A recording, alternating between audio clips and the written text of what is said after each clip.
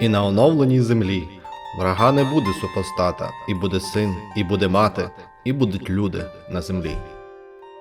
Вітання! Сьогодні у нас на огляді гра, яку неможливо пропустити.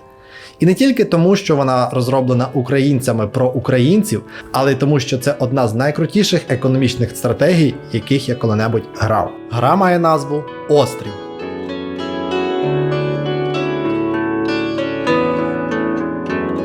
Поселення гравця разом із декількома реальними слобожанськими селами знаходиться на острові, де відбуваються основні події.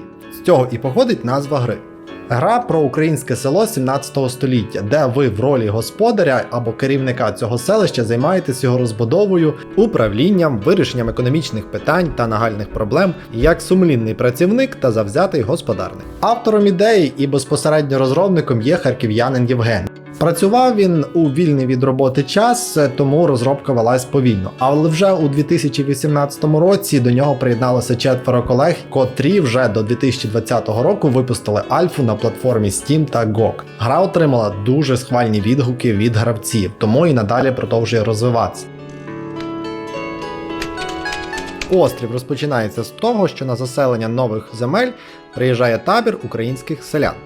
І гравцеві потрібно облаштувати благоустрій цього табору, побудувати житло для кожної сім'ї, а для того, щоб збудувати хату, необхідна лісопильня і багато чого іншого. Впродовж першого року у грі вам потрібно буде збудувати дуже багато усього. Гра розвивається дуже повільно, але це не є її недоліком. Не рекомендую спішити та ставити на пришвидшення процес гри. Спробуйте зорієнтуватися та розташувати будинки для жителів у зручному місці, подбати про атмосферу, і тоді ви відчуєте, що це село дійсно ваше. У тебе виникає якийсь зв'язок з кожною із сімей. Ти спостерігаєш за їхнім бюджетом, успіхами на роботі, родоводом. Не потрібно гнатись за більшим населенням, городів, худоби, отут мені треба, а там далі ще огірочки посажу. Ні, кожна сім'я важлива. Тобі цікаво, що у сім'ї Конопенка народився Миколка, і скоро він піде у школу, а потім стане твоїм працівником. І потім помре. Подбайте про оздоблення вулиць деревами, лавками та сквериками. До речі, на лавки зазвичай жителі присідають відпочити.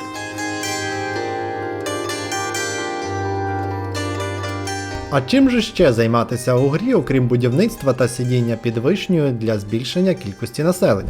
У типовому українському селі завжди було розвинене тваринництво. Так само і у грі Острів. У курнику завжди повинно бути пшоно. Для худоби на зиму потрібно запасати сіно, інакше корови просто повиздихують. Дбати про те, щоб у одному свинарнику, не дай Боже, залишилось 2 хряка. Приросту не буде. Не розстраюйся.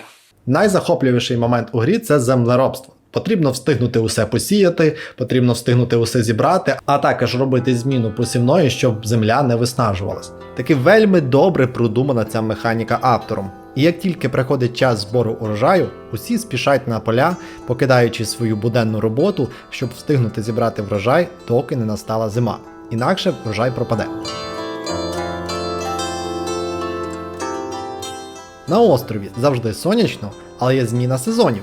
Із зміною пір року змінюється навколишнє середовище. Зникають городи, опадає листя, випадає сніг і накриває село білим покривалом.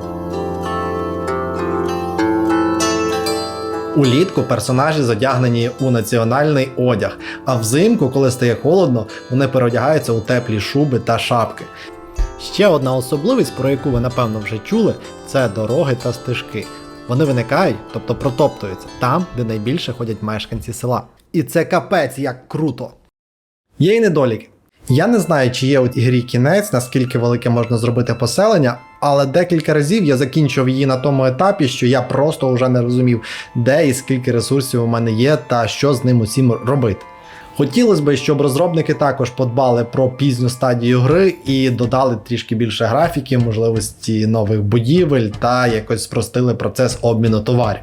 Коли твоє поселення розростається, у тебе багато будинків, полів, і кожен раз, коли йдуть жнива, тобі потрібно проклацувати та запрошувати працівників на роботу, і цей мікроменеджмент ніяк не регулюється та не покращується з розвитком гри.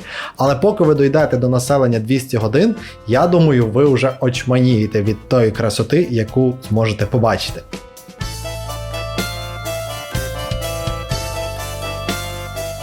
У грі Острів будівлі відповідають історичній достовірності. Саме так виглядали церкви, школи, чоботарні та інші виробництва у 18 столітті на території України.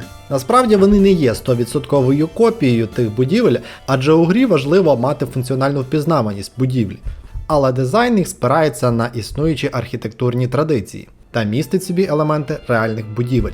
Я дуже хотів зробити огляд вже на 5-ту альфу, але наразі через російську агресію це неможливо. Сам розробник вказав на сторінці в магазині Steam, що після 24 лютого він змушений був переїхати і зараз робота трішки зупинилась. Але він зазначив, що зовсім скоро світ побачить 5-ту альфа-версію, яку ми і зіграємо на наших прямих трансляціях.